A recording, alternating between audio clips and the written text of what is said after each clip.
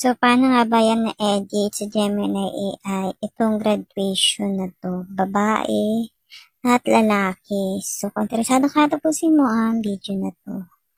Una, mag-search ka sa Google Chrome ng Gemini AI. Ayan yung nasa unahan na pipindutin mo. Tapos, ito yung lalabas. So, dito, ilalagay natin yung prompt na kailangan para mag-generate siya ng ganun, kagaya kanina nasa unahan na picture. Ito, ilalagay ko to sa description box para makopy nyo.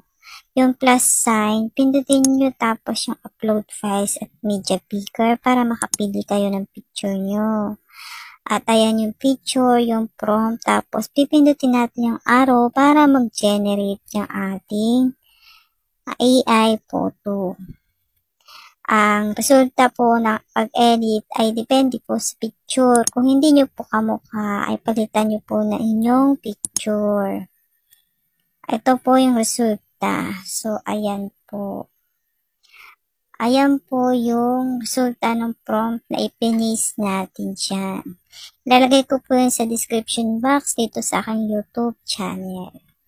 So, pag isi-save nyo po ay pindutin nyo lang po yung picture ng matanggal tapos download image para po ma-direct na po yan sa inyong gallery.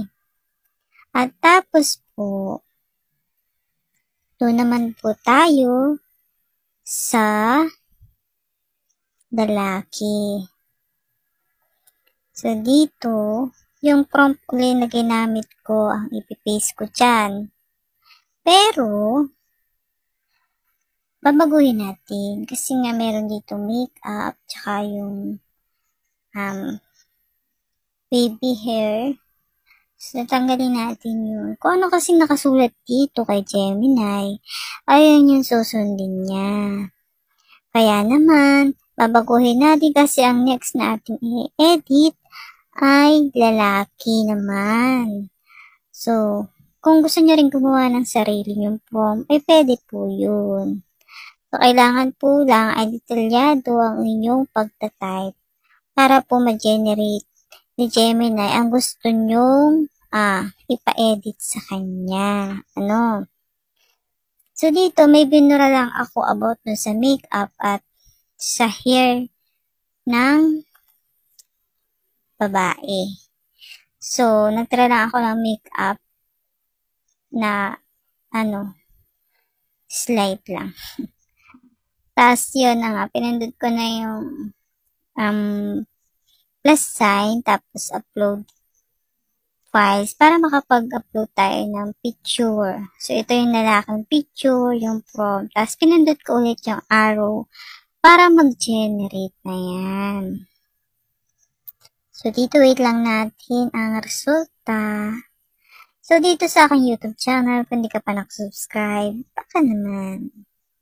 So, ito po yung resulta pag boy. Ang resulta po ng ating edit ay nakadepende po sa picture. At kung gusto niyo naman po nakasuot sa inyo, yung sa club, di sabihin niyo po kay Gemini. So, dito kay Ask Gemini, magta-type tayo ng wearing cap. Then, pindutin natin yung arrow para masuotan niya yung sa club. And then, wait lang natin yung resulta ng ating edit.